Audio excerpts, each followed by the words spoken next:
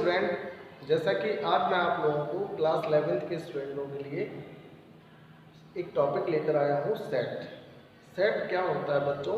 बहुत ही important topic है, न केवल आप लोगों को 11th क्लास के लिए बल्कि आगामी परीक्षाओं के लिए, जैसे इंडियन एयरफोर्स और भी एग्ज़ाम होते हैं, उन एग्ज़ाम्स के लिए बच्चों बहुत ही इम्पॉर्टेंट टॉपिक है और ये है सेट। सेट होता क्या है? सेट को हिंदी में कहते हैं समुच्चय।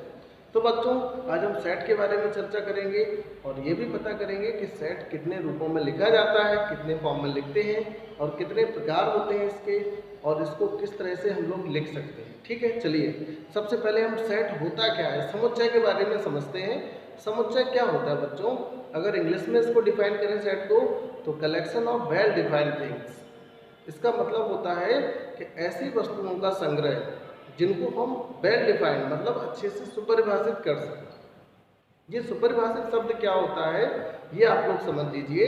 जैसे मैं कह दूं आपको अपनी क्लास, मान लीजिए आपकी 11th क्लास है, मैंने कह दिया अच्छे बच्चों का समूह, तो क्या ये सेट है? जरा ध्यान दीजिए। अब बच्चों यहाँ पर सुपरिभाषित नहीं है। क्यों नहीं है?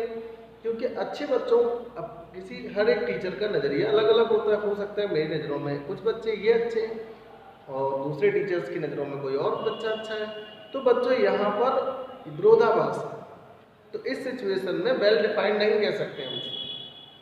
अब मैंने कह दिया कि वर्ष में महीनों का समुच्चय, ध्यान दीजिए बच्चों, वर्ष में महीनों का समुच्चय, तो आपको पता है वर्ष में महीने फिक्स होते हैं 12, ये वेल डिफाइंड है, तो ये समुच्चय।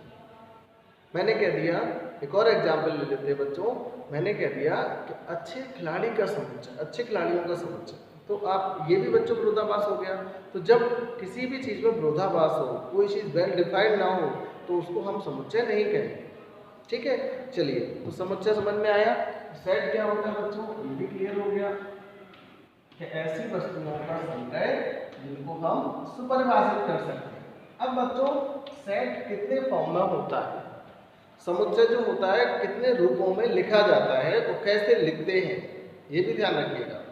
समुच्चय को बच्चों परिभाषा समझ में आ गई कि ऐसे वस्तुओं का संग्रह जिनको हम अच्छे से सुपरिभाषित कर सकें, अच्छे से परिभाषित कर सकें। और समुच्चय को लिखते किस में? करली ब्रैकेट में। करली ब्रैकेट बच्चों होता है मजला कोष्ठक। और कैसे लिखा जाता है, रिप्रेजेंटेशन ऑफ सेट्स कैसे रिप्रेजेंट करते हैं उसके बारे में मैं आपको बता दूं। सेट को बेटा 2 टाइप से रिप्रेजेंट किया जाता है। नंबर 1 होता है बेटा सेट बिल्डर फॉर्म,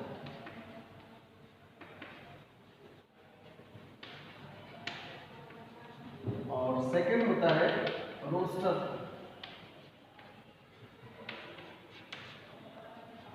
बच्चों सेट बिल्डर क्या होता है, आप लोगों ने छोटी क्लासेस में पढ़ा होगा, शब्दों में लिखो, अंकों में लिखो, तो उसके अकॉर्डिंग अगर हम आपको समझाएं तो जो हम लोग शब्दों में लिखते थे वो होता है सेट बिल्डर फॉर्म। इसको हिंदी में कहते हैं समुच्चय निर्माण।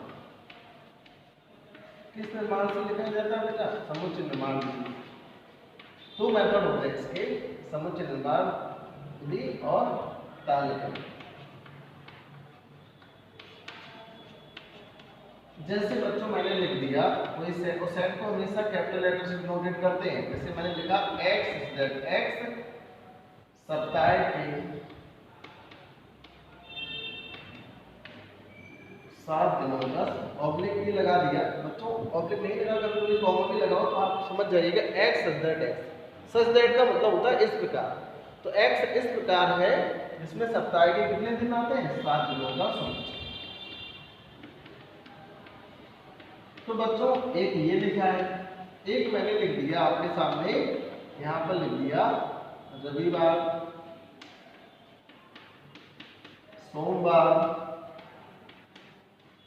डॉट डॉट डॉट डॉट शनिवार। डॉट डॉट का मतलब आप लोगों को समझ में आ गया होगा कि बाकी के दिनों को लिखना है।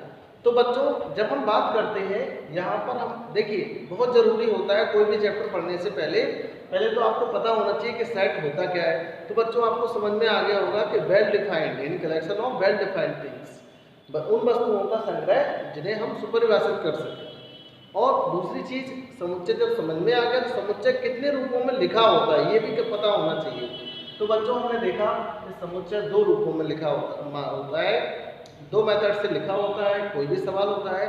पहला मेथड होता है सेट बिल्डर फॉर्म यानी समुच्चय निर्माण विधि रूप होता है, और दूसरा होता है तालिका विधि से। तो अब मैंने बताया कि आप अगर छोटी क्लासेस में 6, 7, 8 के अकॉर्डिंग समझेंगे तो आपको समझ में आ गया होगा कि जो भाषा टाइप में लैंग्वेज टाइप में लिखा होता है वो शब्दों में कहते थे, और जो अंकों में लिखा रहता है, जैसे मान लीजिए लिखा है बच्चों ऐसे समझ लो 506, तो ये अंकों में लिखा है आपको पता है, और मैंने लिख दिया 506,